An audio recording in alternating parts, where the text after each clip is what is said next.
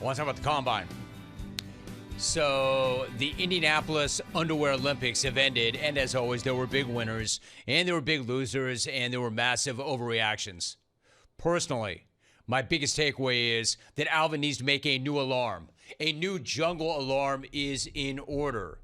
Appearance, as you learned last segment, is not technically show fodder, but it is alarm fodder, which is why we have the fat alarm, of course. That.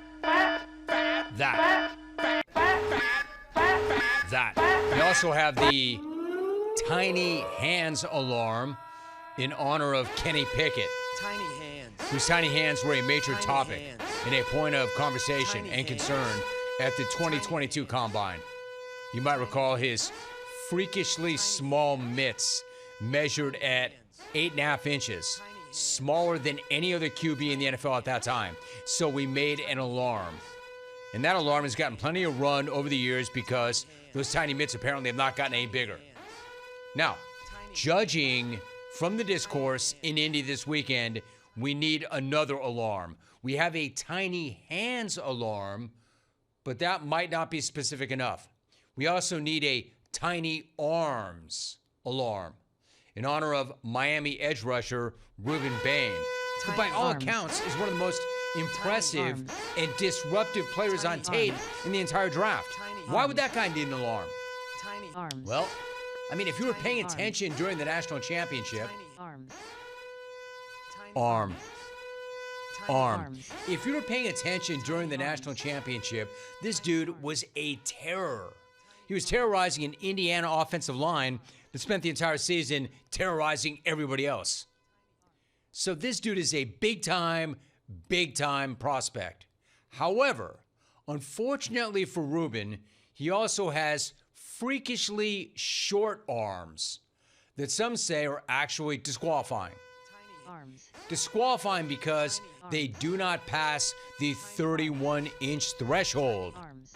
For instance, there have not been very many examples of star edge rushers in the NFL, and by not that many, I actually mean none, with arms shorter than 31 inches, and he measured out at 30 and 7 1/8. I would imagine between now and the championship game, man, he probably had guys just tugging on him, just stretch me out. In other words, he missed the dreaded cutoff by 1/8 of an inch. By comparison, Micah Parsons' arms are 31.5 inches long. So the dude's arms are 5/8 of an inch shorter than Micah's. But people think that those tiny arms are going to compromise his ability to get to the quarterback in the NFL. Something tells me that NFL scouts are not nearly as hung up as the armchair scouts on social media making memes of this guy with shrunken arms. Everybody in Indy ringing the tiny arms alarm on Ruben Bane seems a bit much, right? And so does everybody losing their minds over Mai Lemon. I've got no idea why people found this response and his demeanor and his overall vibe so offensive. I mean, some are suggesting that his draft stock is tanking right now because of this. Makai, who's one NFL player you model your game after or look up to? I probably say Amon-Ra St. Brown, type of grit he plays with, type of way he can have a positive impact, on the team without the ball in his hands. Like this? Like this is what you're so upset about? Because he's kind of a different kind of cat? So the hell what? Most stud receivers are different. What? So he speaks with his shoulders? That's a reason not to draft the guy? Why are people freaking out about that? You heard the guy. He looks up to Amon-Ra, also a different kind of cat. And, what do you know? Both SoCals from this area.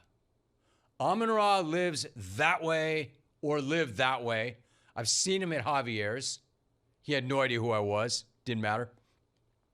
And this dude lives that way. Up at Los Al. He's a Los Al kid. And a stud on the field. So he lets his play do his loudest talking. You know, got kind of a different vibe off the field. But that too is disqualifying? I guarantee no NFL team is going to take this guy off their board for that answer. I guarantee it. As for the guy who is probably near the very top of most draft boards, Daniel Jeremiah's number 2 player, in fact, overall, Jeremiyah Love. He showed up exactly how everybody should have expected and did expect. And frankly, maybe even better. Look at this stud run a 4.36 40. No, watch him dust the ghost of Saquon Barkley. Look at this dude. Look at this dude. I mean, Saquon is getting smaller and smaller in the rearview mirror. They're literally as daylight. Did they start that race on the same day? I love that. I love that depiction of that. But I mean, he is just dusting Saquon. To give you an idea, 4.36. To the Giants. 4.36 is the same time as Jahmyr Gibbs. And Jahmyr Gibbs is freaking explosive. And Love is 15 pounds heavier and ran the same time as Gibbs. The dude probably did not have to do a thing at the combine and still would have wound up in a top 10. Instead, he shows up and he runs a 4.36. Oh, and then he did a backflip to celebrate. No big deal. Yeah, no big deal. That dude at that size. Check him out. Little cartwheel into a backflip. Nailed it. So that dude's an alien. But not the only alien. There, of course, were the alien brothers from Ohio State that Ryan Day referenced. Sonny and Lorenzo Styles, who pulled off something pretty outrageous. They became the first brothers in over 20 years to run the fastest 40s at each of their respective position groups. Sonny was the Look at this guy. Are you kidding? Sonny was the fastest linebacker. Lorenzo was the fastest DB. Pretty impressive. Impressive. However, look at Pops, man. Look at Pops. Holy crap. Look at Pops. I don't know, Pops. Maybe mix in bicep day. Look at this guy. The last thing I want to do is get on the wrong side of Pops styles. My man, your head is not proportionate to the size of your massive body.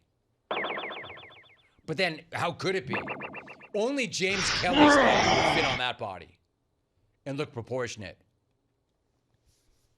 Man, that family got any grit? That family got any talent? But, all of that said, I'm not sure I've ever seen anything like the athletic performance of Arkansas quarterback Talon Green. So this dude measures out at 6'6". He ran a 4.37. He broke the QB, vert, and broad jump records. And to put that in perspective, he just essentially annihilated Anthony Richardson's combine performance. Now, I'm not saying that means he suddenly rises to the top of the draft like Richardson did. That's not going to happen. But it was the most impressive combine performance by a quarterback ever, for whatever that's worth. I mean, he smashed ARs. However, my favorite player at the combine was almost everybody's favorite player at the combine. I just have a different reason. Like, I get it. Jennings Dunker's lettuce is pretty incredible. I know there's something in that lettuce! Look at this dude. Incredible. The dude is rocking an epic and glorious red mullet. A fire red mullet. Like, I get it. His lettuce is amazing. So is his name. His name is Jennings Dunker, but Jennings with a G. So this dude's got the elite combination of lettuce and name. And those are exactly the kind of traits that we scout here for team content. The Shield may not think that this guy has elite traits. The experts say he's more of a day two guy. But as far as team content is concerned, this guy is a freak of freaks, an outlier. And I'm telling you, as the commissioner of team content, I can't wait to have this guy up on stage and do one of Goodell's stupid, contrived handshakes to try to look like he's one of the coolest dudes in the draft. Like Jennings Dunker. I just hope I don't come off looking as dopey as that try-hard Goodell is up there with his rehearsed, lame handshakes. Marcus Mariotto. No, not me. I'm not going to even do that. I'm not even going to choreograph or learn some idiotic handshake. I'm just going to be up there on stage, and it's going to be a one-person draft. Just him. Just Jennings. And I'll be up there with my fire red wig. And that's how I'm going to welcome him as the first pick and the only pick overall for team content. Generational talent. There's nobody else out there. Just one guy. It's going to be a one-guy league. One commissioner, one guy. And I'm going to welcome him to the league.